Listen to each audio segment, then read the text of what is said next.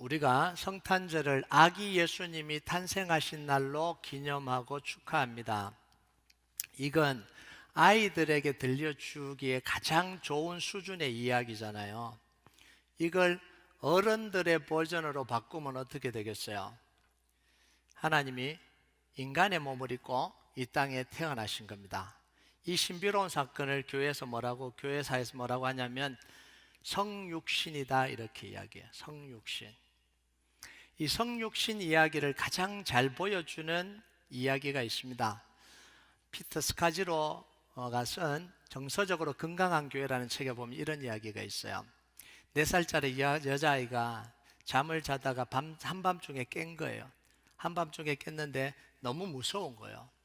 왜냐하면 깜깜한 밤에 온갖 괴물들이 덕실덕실 거리는 이런 느낌이 든 거예요. 깜깜한 밤에. 그래서 너무 무서워서, 혼자 있기가 무서워서 엄마 방으로 달려갔습니다. 그래서 엄마가 아이를 다시 진정을 시키고 재우려고 아이 방으로 데려온 거예요.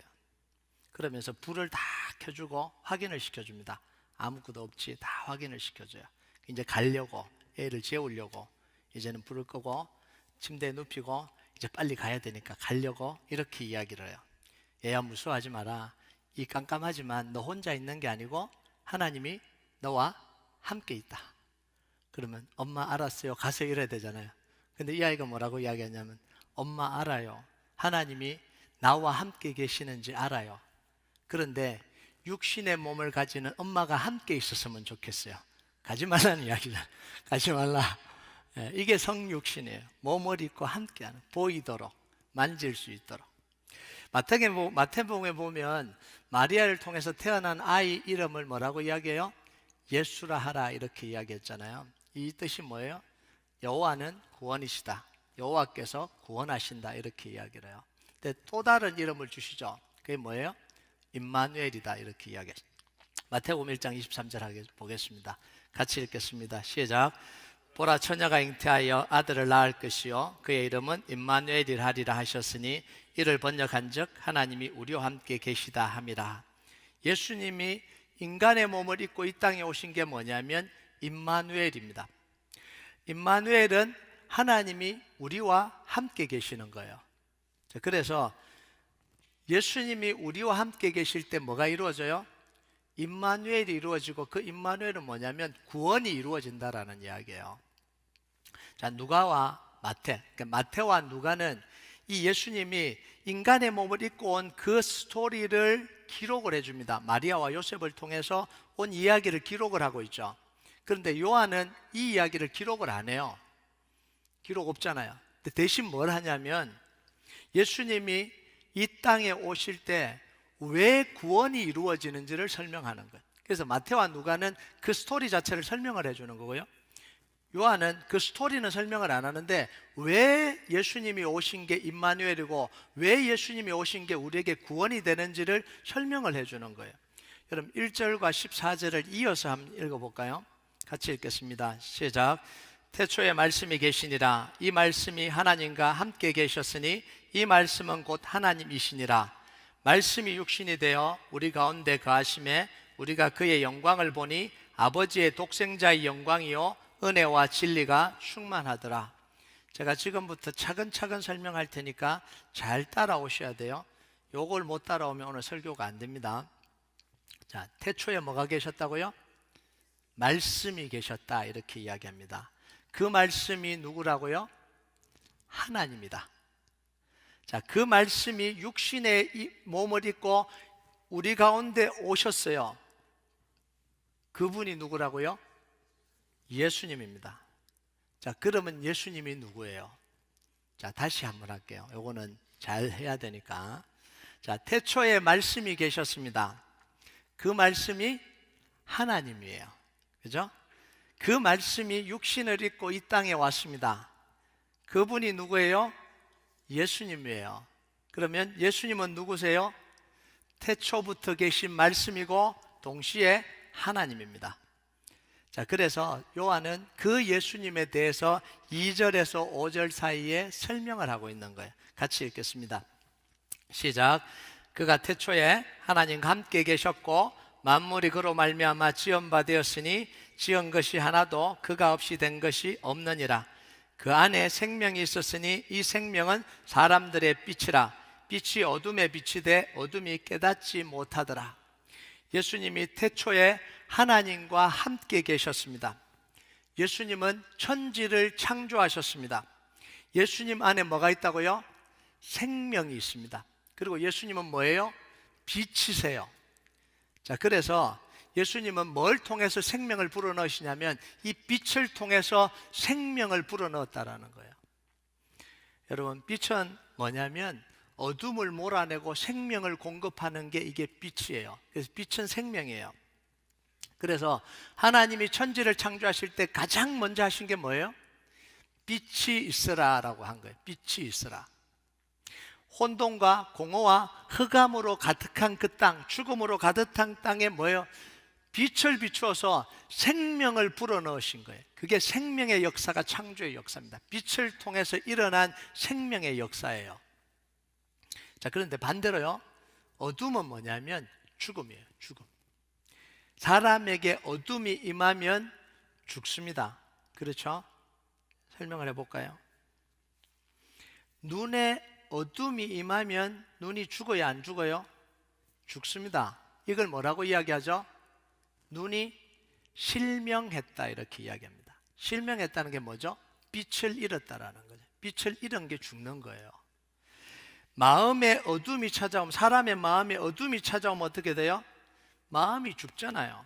그래서 상실감이 찾아오고 우울증이 찾아오는 거예요. 몸에 어둠이 찾아오면 어떻게 해요? 곰팡이균이 생겨서 온갖 병이 듭니다. 인생에 어둠이 찾아오면 어떻게 되죠? 절망을 하게 되죠. 인생이 깜깜한 절망 속으로 들어가죠. 사람들 사이에 어둠이 임하면 미워하고 증오하고 죽이고 전쟁을 하는 거예요. 이게 어둠이 죽음이라는 거예요. 영혼의 어둠이 찾아오면 어떻게 되죠? 우리 영혼의 어둠이 찾아오면 하나님을 대적하고 사탄의 종노릇 하게 되는, 이게 어둠이 임하는 겁니다. 그래서 이 어둠은 누구의 역사냐면 사탄의 역사예요. 자, 에베소서 6장 12절 한번 볼까요? 같이 읽겠습니다. 시작. 우리의 실험은 혈과 육을 상대하는 것이 아니요 통치자들과 권세들과 이 어둠의 세상 주관자들과 하늘에 있는 악한 영들을 상대합니다. 뭐요? 어둠의 세상 주관자들, 어둠을 주관하고 있는 자들. 여기에 통치자들, 권세들, 이게 뭐냐면 이 왕들을 이야기하는 게 아니에요. 영적인 흑암의 세력, 사탄의 권세를 이야기해요. 제가 에베소서 할 때 설교를 할 텐데, 그래서 뭐예요? 성경은 사탄을 이 어둠의 세상 주관자들이라 이렇게 불러요. 자, 그리고 사도행전 26장 18절 한번 볼까요?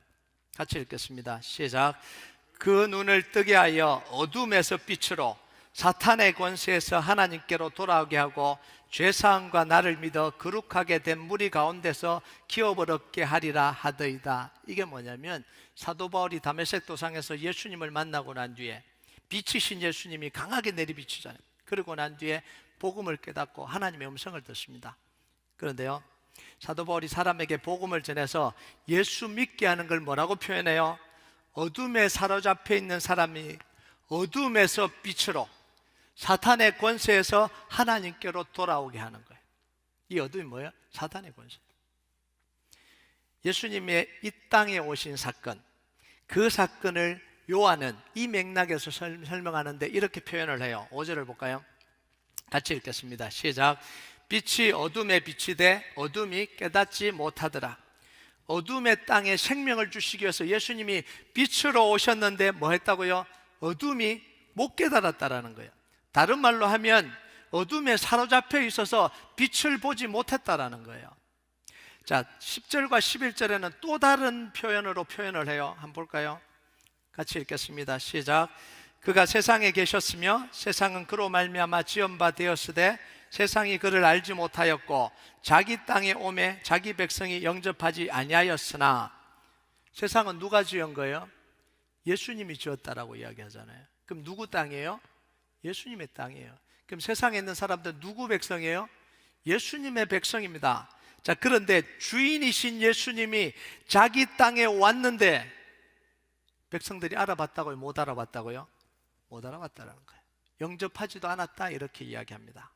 왜냐하면 눈이 가려서 못 알아봤다는 거예요. 예수님이 빛이신 것을 못 알아봤다라는 거예요. 자, 그러면 뭐에 가려져 있냐는 거예요. 도대체 뭐에 가려져 있어서 예수님이 오시고 자기 땅의 주인으로 왔는데도 못 알아봤냐라는 이야기예요. 그게 고린도후서 4장 4절이에요. 같이 읽겠습니다. 시작. 그 중에 이 세상의 신이 믿지 아니하는 자들의 마음을 혼미하게 하여 그리스도의 영광의 복음의 강체가 비치지 못하게 함이니 그리스도는 하나님의 형상이니라. 예수님이 하나님의 형상을 입고 하나님의 형상으로 뭐예요? 빛으로 왔는데 어둠이 그걸 깨닫지 못했다는 거예요. 왜요? 이 세상의 신이 사람들의 마음을 혼미하게 만들어서 예수님이 그리스도가 된다라는 사실을 못 깨닫게 만들었다라는 거예요. 왜냐하면 사탄이 눈을 가리고 있잖아요. 자, 근데 이상한 게 이거예요. 여러분이 어둠 속에 있으면 빛이 쫙 비치면 인식이 돼요, 안 돼요? 바로 인식이 돼요. 어둠에 있는데 불이 확 비치면 자다가도 벌떡 일어나잖아요. 잠잘 때 깨우는 방법이 뭐예요? 불을 확 켜버리면 되잖아요. 불을 확 켜면 어둠이 확 물러가고 빛이 확 임합니다. 그런데 이걸 어떻게 인식을 못하냐는 거예요. 왜 못할까요? 빛이신 예수님이 왔는데 땅은 어둠이라 그러고 세상은 어둠이라 그러는데 사람들은 어둠에 잡혀있다 그러는데 빛이신 예수님이 왔는데도 이거 모를 수가 있냐는 거예요. 깨달을지 못할 수가 있냐라는 거예요. 이게 어떻게 가능한지를 9절에서 설명을 해요. 9절 같이 한번 읽어볼까요? 같이 읽겠습니다. 시작. 참빛 곧 세상에 와서 각 사람에게 비추는 빛이 있었나니 예수님이 이 땅에 뭐로 오셨어요? 빛으로 오셨습니다. 그런데 무슨 빛으로요? 참된 빛으로 오셨다는 거예요. True light. 자, 참된 빛이 있으면 어떤 빛도 있겠어요? 가짜 빛도 있다는 거죠. 가짜도. 참된 빛이 있으면 가짜 빛도 있다라는 거예요. 그러니까 사탄이 뭘 한 거예요? 혼미하게 했다는 건 뭐예요? 가짜를 진짜라고 믿게 만들어 버렸다는 거예요. 가짜 빛인데 그걸 진짜라고 믿게 만들어서 진짜 빛이 왔는데도 그게 진짜 빛인지 모르게 만들었다라는 거예요. 여러분, 세상에 있는 가짜 빛이 뭐예요? 성공, 인기, 자아 성취, 돈, 명예, 재미, 자기 욕구, 이게 다 세상에서 비춰주는 가짜 빛들이에요. 돈이 없어서 마음이 어둠이 찾아왔는데 돈을 통장에 딱 꽂아주면 뭐가 들어와요? 빛이 싹 들어와요. 빛이 싹 들어와요. 빛이 들어와요. 이 직장에서 성진을 못하고 있었는데 갑자기 크리스마스 선물로 성진을 탁 시켜주면 이 어둡던 마음에 뭐가 들어요? 빛이 확 들어오잖아요. 이게 빛이라는 거예요. 그러니까 사람들이 가짜 빛을 붙들고 사니까 아니요, 가짜 빛을 진짜라고 믿고 살아가고 있는 거예요. 그러니까 빛이 와도 뭐예요? 자기는 어둠이 아니라고 생각해요. 어둠 속에 살고 있었다면 빛이 오면 보이죠. 그런데 자기는 빛 속에 살고 있는 거예요. 빛이 아니고 빛. 빛 속에 허덕허덕거리는 게 아니고 빛 속에 살고 있다라는 거예요. 자, 그래서 성공을 위해서 뭐 하는 거예요? 다른 사람을 짓밟아요. 다른 사람을 밟고 올라가요. 그런데도 양심의 가책이 있어요, 없어요? 없어요. 세상 다 그런 거야. 경쟁에서 이기는 게 되는 거지. 이게 뭐예요? 잘못된 빛을 지금 비추고 있는 거예요. 내가 한 발 더 빨리 가서 다른 사람을 밟고 모함해서라도 더 잘 나가는 게 그게 맞는 거지. 이게 뭐예요? 그 빛이 지금 들어온 거예요. 돈을 벌기 위해서 다른 사람을 속이고 다른 사람에게 사기치고 다른 사람은 피눈물 나도 자기는 뭐예요? 아무렇지도 않게 사는 게 그게 뭐예요? 잘못된 빛을 쫓아가고 있는 거예요. 돈이 그의 빛인 거죠. 돈이. 내 욕구를 충족하기 위해서 불륜을 사랑으로 둔갑시켜서 가정을 무너뜨리고 살아가는데도 아무런 가책이 없잖아요. 아무런 가책이 없잖아요. 여러분, 불륜이 미친 짓이다라고 생각하면 불륜하겠어요? 안 하잖아요. 근데 불륜하면서도 떳떳하게 할 수 있는 게 뭐죠? 빛이 들어온 거예요. 무슨 빛이요? 로맨스라는 빛이 들어온 거예요. 미친 짓이 이게 죽음, 어둠, 미친 어둠이 이게 느껴져야 되는데 로맨스라는 빛이 들어온 거예요. 지금까지는 내가 사랑하지 않는 여인과 살다가 너를 만나니까 네가 내 인생의 빛이로다. 할렐루야. 아멘 하려고 그랬죠. 아멘 하시면 안 돼요. 예. 그 미친 짓이죠. 그러니까 세상에요, 수많은 사람들이 가짜 빛을 진짜 빛인 줄 알고 따라가고 있는 거예요. 참빛인 예수님이 오셨는데도 그걸 안 맞아들이는 거예요. 예수님 필요 없다라는 거예요. 돈이 필요하고 성공이 필요하고 내 욕구가 필요하고 내 자아 성취가 필요하고 내가 원하는 게 필요하지 예수님은 빛이 아니라는 거예요. 여러분, 교회 안에서도요, 상황이 다르지 않다라는 걸 우리가 봐야 돼요. 우리가 정말 복음을 깨닫고 복음으로 살지 못하면 세상의 가치관과 목표를 향해서 살아가면서도 그것이 뭐라고 인식하냐면 하나님의 은혜다라고 이야기하고 살아가요. 세상의 복을 다 추구하고 세상의 복인데 그걸 하나님의 축복이다라고 느끼고 살아가고 있는 거예요. 잘 되기만 하면, 돈 벌기만 하면, 성공하기만 하면 그 과정에 뭘 했든지 상관없이 교회 다닌다는 이유로 저 사람은 성공한 사람, 저 사람은 돈 많이 버는 사람, 저 사람은 유명해진 사람, 교회 다니는 집사, 장로, 권사, 목사 잘 됐네, 하나님이 은혜 주신 거야. 이게 맞냐라는 이야기예요. 속고 살아가고 있는 거예요. 속고 살아가고. 그래서 어떤 프로에 막 신앙 좋은 사람 다 포장했는데 알고 보니까 다 나쁜 놈이잖아요. 이게 드러나잖아요. 이게 지금 현실이에요. 여러분, 사도 바울도요, 눈이 가렸을 때, 복음을 알지 못했을 때 하나님의 이름으로 교회를 박해했어요.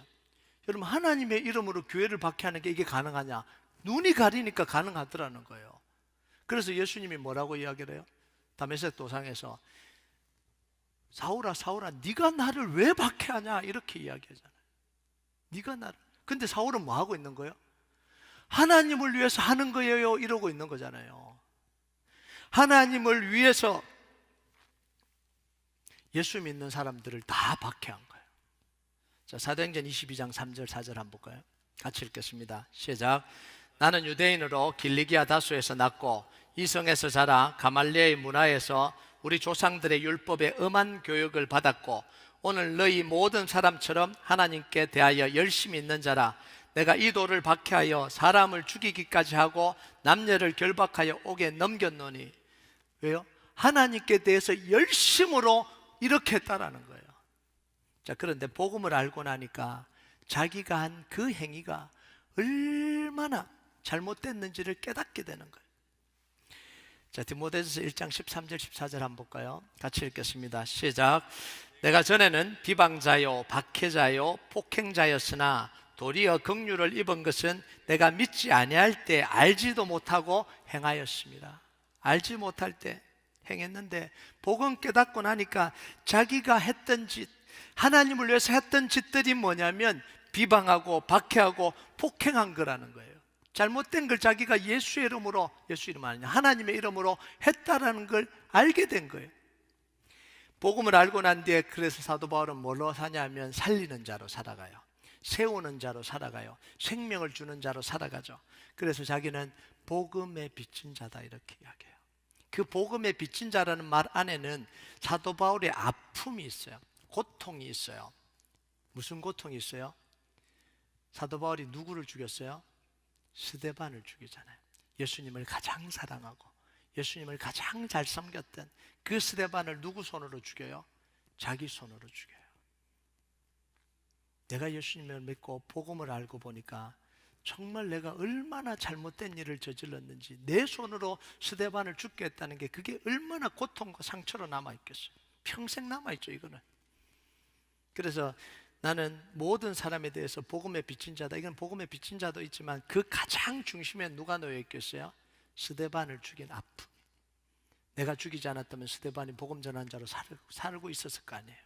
대신 살아야 되는 거예요. 그 목까지 자기가 살아야 되는 거예요. 여러분, 복음은요, 참빛이신 예수님이 우리에게 오셔서 우리 안에 있는 이 어둠을 다 몰아내고 구원을 이루신 겁니다. 이게 구원이에요. 이게 복음이에요. 여러분 12절을 한번 볼까요? 12절 같이 읽겠습니다. 시작. 영접하는 자 곧 그 이름을 믿는 자들에게는 하나님의 자녀가 되는 권세를 주셨으니, 여러분이 줄줄줄줄 다 외우고 있는 거예요. 그런데 이 말씀을 어느 수준으로 인식하고 있느냐에 따라서 우리의 삶이 완전히 달라집니다. 보통 사람들은 이 말씀을 어느 수준으로 인식하고 있냐면, 예수님을 영접하면 하나님의 자녀가 되고 구원을 얻고 천국 가게 된다라는 수준으로 인식하고 있는 거예요. 나 예수님 영접했으니까 하나님의 자녀야, 나 구원 얻어, 이제 천국 갈 거야, 요 수준이에요. 여러분, 이런 단순한 의미가 아닙니다. 자, 빛이시고 생명 되신 주님이 우리 마음에 들어오면 어떻게 되겠어요? 한번 상상해 보세요. 그림을 한번 그려보세요. 우리 속에 이 어둠으로 상처도 있고 아픔도 있고 고통도 있고 절망도 있고 다 들어간 우리 이 속에 예수님이 빛으로 쫙 들어왔다면 어떤 변화가 우리 속에 일어나겠냐고요. 자녀의 권세를 얻었다라는 게 도대체 무슨 의미겠냐라는 겁니다. 여러분, 예수님을 영접하고 자녀의 권세를 얻었다는 건 그냥 문장이 아니에요. 그냥 이론이 아닙니다. 빛이 들어오면 가장 먼저 일어나는 현상이 뭐예요? 어둠이 물러가는 거잖아요. 어둠이 물러가야 돼요. 여러분의 마음속에 어둠이 물러갔습니까? 하나님의 자녀가 돼서 어둠이 물러갔냐고요. 자, 하나님의 자녀가 빛이 찾아오면 뭐요? 어둠 때문에 우리 인생 속에 찾아왔던 모든 마음의 병들, 절망들, 고통들, 상처들, 그게 치료가 돼야 돼요? 안 돼야 돼요? 치료가 돼야 되는 거잖아요. 이걸 모르니까 자기 문제를 예수님께 가지고 나오질 않아요. 예수님을 영접하고 하나님의 자녀가 됐다 그러면서 어둠의 시절에 받았던 상처 그대로 안고 있고, 어둠의 시절에 있었던 그 마음의 고통 그대로 안고 있고, 다 두려움, 불안, 고통을 다 안고 있으면서 뭐라고 이야기하냐면 나는 하나님의 자녀다, 이렇게 잘못 이야기하고 있는 거예요. 자, 그림으로 보세요. 빛이신 예수님이 우리 안에 들어오면 어둠은 다 물러가야 되잖아요. 곰팡이 있던 거 어떻게 돼야 돼요? 다 말라서 치료돼야 되잖아요. 그게 빛이 들어오는 거예요. 곰팡이 같이 우리가 어둠에 있을 때, 사단의 종노릇 할 때 우리의 마음속에 곰팡이 같은 상처와 아픔과 불안과 미움과 저주가 다 구석구석 이 벽마다 이 집에 가면 이 습기 있는 벽에 다 곰팡이가 쓸잖아요. 그것이 우리의 마음에 곰팡이가 다 들어가 있는 거예요. 빛이신 예수님이 들어오면 그 곰팡이들이 뭐예요? 다 말라야지. 치료되고 회복돼야 되잖아요. 이게 맞는 거잖아요. 이게 하나님의 자녀가 된다라는 거예요. 그리고 하나님의 자녀가 되는 권세를 주셨다는 건 뭐예요? 예수님이 십자가에서 사단의 권세, 사단의 머리를 밟으시고 그 예수 이름으로 더 이상 사단의 권세가 내 안에서 활동하지 못하도록, 그 생각을 나한테 줘서 나를 지배하지 못하도록 깨버릴 수 있는 뭘 주셨다는 거예요? 능력을 주셨다는 거예요. 사단이 어떻게 했냐면 우리를 속였거든요. 속여서 두려움 주고 상처 주고 불법으로 우리를 지배했잖아요. 지가 지배할 수 없는데 속여갖고. 자, 그럼 이제 뭐 해야 돼요? 이제는 깨트려야죠. 깨버려야 되는 거예요. 자, 그런데 왜 그대로 당하고 있냐는 거예요. 왜 하나님의 자녀가 됐고 하나님 자녀의 권세를 가지고 있다면서도 왜 아직도 당하고 계시냐라는 거예요. 미움을 넣으면 그대로 받아서 사람들을 막 미워하고 이간질시키고, 왜 그걸 하고 있냐라는 거예요. 깨버릴 수 있는 권세가 우리한테 주어졌는데 비교하고 시기하고 질투하고, 그래서 이 사람 막 끌어내리려고 그러고, 그 생각을 주면 왜 그대로 행동을 하냐는, 그대로 지배받는 것처럼 아직도 그대로 하고 있냐는, 깨버려야지. 두려움을 주고 불안을 주고 상처를 주면 왜 그대로 그걸 품고 살아가냐라고요. 예수의 이름으로 깨버려야죠. 이게 하나님의 자녀의 권세입니다. 여러분, 이 권세를 여러분 누리고 사시길 주님의 이름으로 축복합니다. 그래야 치료가 일어나죠. 회복이 일어나죠. 그래야 새로운 피조물로 살아갈 수 있는 거예요. 근데 자꾸 우리는 이 성경을, 복음을 관념적으로만 이해해요. 아, 하나님의 영접했구나, 자녀 됐구나, 천국 가겠구나. 근데 여전히 우리 안에는 어둠을 가득 이만큼 품고 있는, 분노를 이만큼 품고 있고, 비교하고 막 이만큼 행복하지가 않아요. 사람들 보면 막 잘 나가는 사람들 보면 이만큼 막 분노가 이만큼 올라. 치료가 안 됐다는 이야기예요. 여러분, 예수님은요 태초부터 하나님과 함께 하셨습니다. 말씀으로 세상을 창조하셨고요, 생명을 부여하시는 분이고요, 빛이신 분입니다. 어둠을 몰아내시는 분입니다. 이 모든 게 얼마나 대단해요. 자, 그런데 우리 눈에 보여요, 안 보여요? 안 보이잖아요. 손에 잡혀요, 안 잡혀요? 안 잡히잖아요. 그러니까 추상적인 이야기인 거죠. 자, 예수님이 인간의 몸을 입고 성육신 하셨다는 건 뭐냐면, 이 모든 능력이 우리 눈에 보이도록, 손에 잡히도록, 우리가 느끼도록 해주셨다라는 거, 이게 성육신입니다.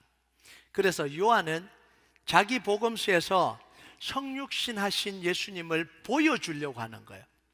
하나님의 아들이라고 선언을 하고 시작합니다. 그러면서 생명의 역사, 예수님이 이루신 생명의 역사, 구원의 역사를 눈으로 보고, 귀로 듣고, 손으로 만지고, 입으로 맛보도록 기록한 거예요. 이게 요한복음입니다. 자, 요한일서 1장 1절에서 2절 한번 볼까요? 자, 같이 한번 읽어볼까요? 시작. 태초부터 있는 생명의 말씀에 관하여는 우리가 들은 바요, 눈으로 본 바요, 자세히 보고 우리 손으로 만진 바라. 이 생명이 나타내신 바 된지라. 이 영원한 생명을 우리가 보았고 증언하여 너에게 전하노니 이는 아버지와 함께 계시다가 우리에게 나타나신 바 된 이시니라. 제가 설교한 게 이 두 절로 요약되잖아요. 대단하죠? 제가 지금 몇십 분 요약했는데 요약되잖아요. 그래서 요한복음에 보면 뭐냐면 실제로 보여주는 거예요. 예수님이 찾아오실 때 어떻게 변화되는지를 보고 만지고 맛볼 수 있도록 해주는 거예요. 그래서 요한복음 2장에 뭐가 나와요? 포도주가 떨어진 그 잔치집에 주님이 오시니까 뭐예요? 포도주가, 기쁨이 회복, 기쁨을 잃은 것에 예수님이 오시니까, 빛이신 예수님이 오니까 기쁨이 회복이 됐다라는 거예요. 수가성 여인, 마음에 지금 어둠이 찾아왔잖아요. 공허하잖아요. 그 수가성 여인에게 예수님이 찾아오니까 뭐예요? 속에서 생수가 나기 시작하는 거예요. 생수가 나오기 시작하는 거예요. 베데스다에 앉은 안전뱅이, 날 때부터 온갖 상처와 온갖 고통을 받는데 주님 오시니까 자리를 들고 걸어가는 역사가 일어나잖아요. 오병이어를 통해서 이 육신의 배고픔, 아픔을 겪는 그곳에 예수님이 찾아오니까 뭐예요? 그 배를 채워주시는 역사가 일어나는 거예요. 가늠한 여인, 인생의 어둠이 찾아와 버렸잖아요. 그 여인을 용서하시고 새로운 빛을 주신, 새로운 인생을 살아가도록 만들어주셨어요. 날 때부터 소경된 사람, 예수님이 오시니까 다시 빛이 들어와서 새롭게 보고 인생을 살아가도록 해주신, 요게 요한이 그리고 있는 성육신하신 예수님의 모습이에요. 보여준 거예요. 맛보게 한 거예요. 만지게 한 거예요. 여러분, 우리가 성탄절을 맞이해서 해야 되는 게 뭐냐면 예수님 생일 축하해요 짝짝짝 공연하고 이런 거 아니에요. 이거 하라고 성탄절 하는 거 아니에요. 그건 아이들을 보고 하라 그러세요. 예수님 생일 축하해요 할렐루야, 이거는 아이들에게 하라 그러고요.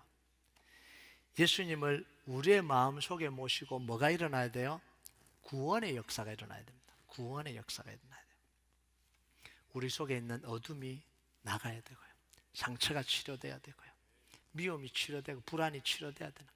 빛으로 오신 예수님 맞다면 정말 우리가 예수님 영접하고 우리 마음속에 모실 때 우리의 마음을 통치하시고 새 피조물로 살아가는 역사를 우리에게 주시는 거예요. 여러분, 이 역사가 여러분에게 있기를 바랍니다. 그래서 육신으로 아는 예수님이 아니라, 피상적으로 아는 예수님이 아니라 우리에게 오셔서 우리를 고치시고 치료하시고 회복시키시는 그 하나님, 그 예수님, 예수님과 함께 어둠이 몰려가고 어둠이 몰아내지고 생명의 역사가 일어나길 주님의 이름으로 축복합니다. 우리 같이 찬양하도록 하겠습니다. 이 찬양 하나님 앞에 올려드립시다. 고달픈 삶에 은혜도 무뎌지고 곧 사라질 것에 내 마음 두네. 헛되고 헛된 것들을 바라보며 그 은혜를 놓치며 살았네. 주어진 삶을 묵묵히 살아가며 날 붙드신 주 예수를 보내 사망 가운데 놓여진 나의 삶을 날 건지신 그 이름 예수, 우리가 이 고백 하나님 앞에 올려드리겠습니다. 고달픈 삶에 은혜도 무뎌지고, 고달픈 삶에 은혜도 무뎌지고, 곧 사라질 것에 내 맘 두네. 곧 사라질 것에 내 맘 두네. 헛되고 헛된 것들을 바라보며 헛되고 헛된 것들을 바라보며 그 은혜를 놓치며 살았네. 주어진 삶을 묵묵히 살아가며 주어진 삶을 묵묵히 살아가며 날 붙드신 주 예수를 보내 날 붙드신 주 예수를 보내 어둠과 사망 가운데 놓여진 나의 삶을 사망 가운데 놓여진 나의 삶을 날 건지신 그 이름 예수 나의 한숨을 바꾸셨네. 나의 한숨을 바꾸셨네. 주를 향한 노래로 소망의 노래로 나의 눈물을 거두신 주 예수 이름 안에 살게 하소서. 우리 다시 한번 고백합니다. 고달픈 삶에 은혜도 무뎌지고, 고달픈 삶에 은혜도 무뎌지고, 곧 사라질 것에 내 맘 곧 두네. 사라질 것에 내 맘 두네. 헛되고 헛된 것들을 바라보며 헛되고 헛된 것들을 바라보며 그 은혜를 놓치며 살았네. 주어진 삶을 묵묵히 살아가며 주어진 삶을 묵묵히 살아가며 날 붙드신 주 예수를 보내 사망 가운데 놓여진 나의 삶을 사망 가운데 놓여진 나의 삶을 날 건져주신 우리의 빛 되신 날 예수님, 건지신 그 이름 예수 나의 한숨을 바꾸셨네. 나의 한숨을 바꾸셨네. 주를 향한 노래로 소망의 노래로 나의 눈물을 거두신 주 예수 이름 안에 나의 한숨을 바꾸신 분이 우리 주님이십니다. 나의 한숨을 바꾸셨네.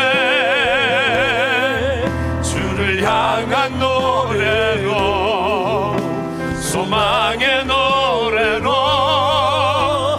나의 눈물을 거두신 주 예수 이름 안에 살게 이제 눈 들어 주 보내. 이제 눈 들어 주 보내. 그 능력 날 새롭게 해. 날 새롭게 주님의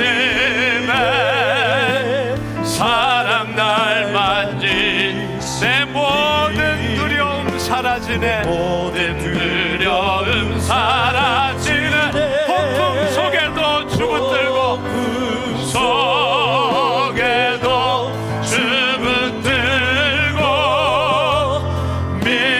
믿음으로 주와 걷네. 갈보리 언덕 넘어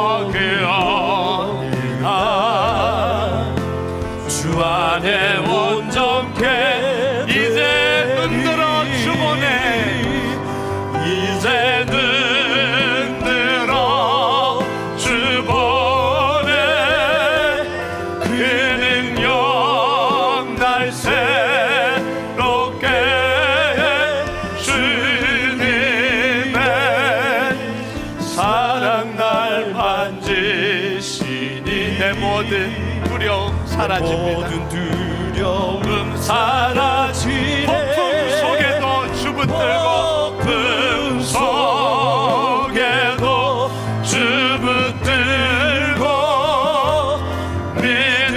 믿음으로 주와 건네 갈보리 언덕 넘어 그 어디 나 주 안에